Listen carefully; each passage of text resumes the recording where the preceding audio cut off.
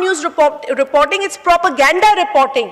और उनकी बड़ी सीनियर एंकर, बड़े अफसोस के साथ, जिसकी क्रेडिबिलिटी कुछ हमारे यहाँ भी थी, बरखा दत्त, और मैं नाम इसलिए ले रही हूँ because she had no shame in reporting false news, no shame in saying कि जी पाकिस्तान का एक पायलट कैप्चर हो गया।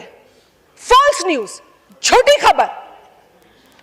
सर, झूठी खबरें उन्होंने इतनी ढिठाई से फैलाई हैं कि हमें उनकी झूठी खबरें भी काउंटर करनी थी और हमें उनका अपने मुल्क का, अपनी सरहदों का, अपने लोगों का दिफा भी करना था।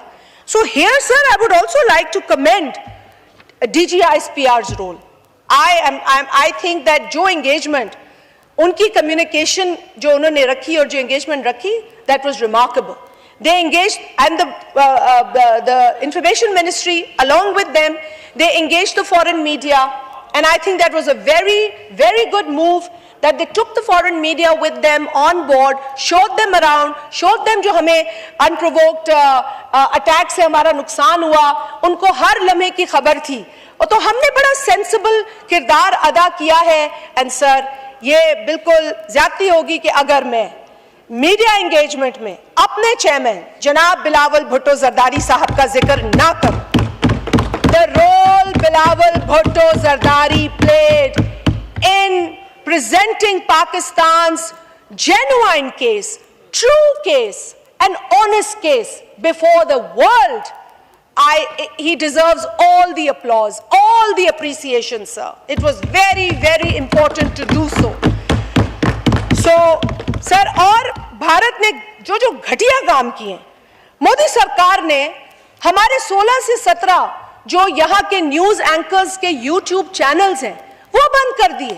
और तो और पीपल्स पार्टी के चेयरमैन जनाब बिलावल भुट्टो जरदारी साहब का एक्स अकाउंट बैन कर दिया। सच बोल रहे थे, जुर्रत से बोल रहे थे, उनका झूठ एक्सपोज कर रहे थे, तो वहां बैन कर दिए गए। फिर हमारी first lady honourable member of National Assembly madam Asifa Bhutto Zardari साहिबा का भी एक्स अकाउंट ब्लॉक कर दिया। We condemned it. मतलब यार, हद होती है खौफ की, हद होती है खौफ की और बेशर्मी की। जो उन्होंने बेशर्मी दिखाई, फिर ये एजाज बाद में मुझे भी हासिल हो गया। It's okay to be banned in a country जहां झूठ प्रमोट हो रहा है, लेकिन it is not okay, it is not okay because the world has to see कि ये रोग स्टेट है, झूठी डेमोक्रेसी है भारत में। रोज मुसलमानों पर तशद्दुद हो रहा है, रोज माइनॉरिटीज के साथ ज्यादती हो रही है। ये जो वाकया दहशतगर्दी का, जिसने हमने भरपूर पहलगाम के वाकये की कॉन्डमनेशन की है, उसके बाद जो कश्मीरी मुसलमान है, पे दर पे उनके घरों को मिसमार किया गया, उनकी बेटियों के ऊपर से दुपट्टे छीने गए, चादरें उतारी गई, उनके जवान लड़कों को अगवा करके ले गई स्टेट। तो स्टेट उन्हें प्रोटेक्ट तो कर नहीं सकी दहशतगर्दी से, लेकिन उन पर चढ़ाई करती नजर आई। और ये उनकी अपनी पार्लियामेंट में प्राइम मिनिस्टर मोदी से उनके पार्लियामेंट के लोग पूछ रहे हैं कि ये सिक्योरिटी लैप्स क्यों हुआ, तुम जवाब दो। यहां हिंदू को मुसलमान से क्यों लड़वाया जा रहा है?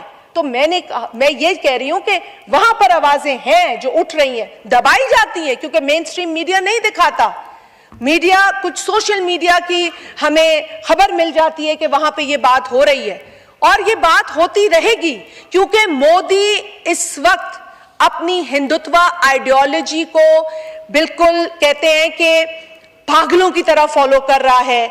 लेकिन दुनिया तो पागल नहीं है ना, दुनिया को ये समझ आ रहा है कि क्या हो रहा है भारत में। जमहूरियत के नाम पर, सेक्युलरिज्म के नाम पर एक एक्सट्रीमिस्ट रोग स्टेट बन चुका है इस वक्त भारत। बदकिस्मती से हम अपना पड़ोसी तो नहीं बदल सकते, तो हमें इसी रोग स्टेट के साथ गुजारा करना होगा। लेकिन ये किसी की गलतफहमी नहीं होनी चाहिए कि पाकिस्तान के पास सलाहियत और जुर्रत नहीं है, दोनों चीजें हैं। लेकिन ख्वाहिश है कि हम पुरअमन रहें, क्योंकि हमें अपने अपने ममालिक के अंदर जो मसाइल हैं उनको हल करना है। So we remain committed to de-escalation and dialogue. But like I said, let the world know And let India know from this house also, sir, if provoked again, Pakistan will respond with the same resolve, the same restraint, and the same strength. We assure you that. Sir, this is also a moment that demands more political unity, greater political unity. In times of national security, there can be no room for ambiguity, no space for silence, and no tolerance for opportunism. Sir, any individual or party that failed to stand with Pakistan during this time must answer to the people. क्योंकि अब लोग हमें देखेंगे, क्योंकि जो जज्बा आज पाकिस्तानी कौम में है, जो आज स्पिरिट पाकिस्तानी कौम में है, वो बड़े अरसे बाद है. हमारे बच्चे देखें, हमारे बच्चे जो क्रिकेट के अच्छे नताइज को तरसते रहे, आज इस कॉन्फ्लिक्ट में पाकिस्तान का अपर हैंड देखकर उन बच्चों का सीना चौड़ा हो गया है. So let's do it for our children. Let's show unity for our generations. ये लड़ाइयां खत्म होनी चाहिए. And those who lack the courage to condemn foreign aggression cannot claim the right to lead the nation. In moments like these, our political differences must give way to national duty. Silence is not dissent, it is abdication. This is not a time for our personal politics. This is a time for Pakistan. And the Pakistan People's Party, under the vision of Shaheed Mohtarma Benazir Bhutto and leadership of Chairman Bilawal Bhutto Zardari Sahab, has always stood firm, sir. Shaheed Bibi always talked about peace. She always wanted this region to unite. So country to 100% People's Party always has been for unity, has been for dialogue within the country and also in the region. We stand for peace with honor, for justice without compromise, and for the rights of every Pakistani. Let this ceasefire be not the conclusion, but a beginning of a long overdue reckoning in our region.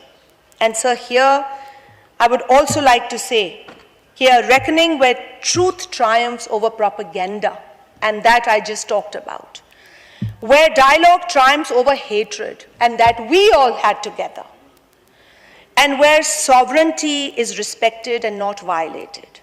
And I want to, मेरे दिल की गहराइयों से जो शोहदा हैं हमारे, उनकी लवाकिन के साथ इस हाउस से सर हम सब मिलकर एक आवाज होकर इजहार यकजहती, इजहार अफसोस का इजहार करते हैं. वो जाने रायगा नहीं थी, उनका जवाब लिया गया और डंके की चोट पे लिया गया, sir. So I want to thank all the members, all the parties present here for being one voice against the aggressor, against the bully India. Pakistan Zindabad. Thank you, sir.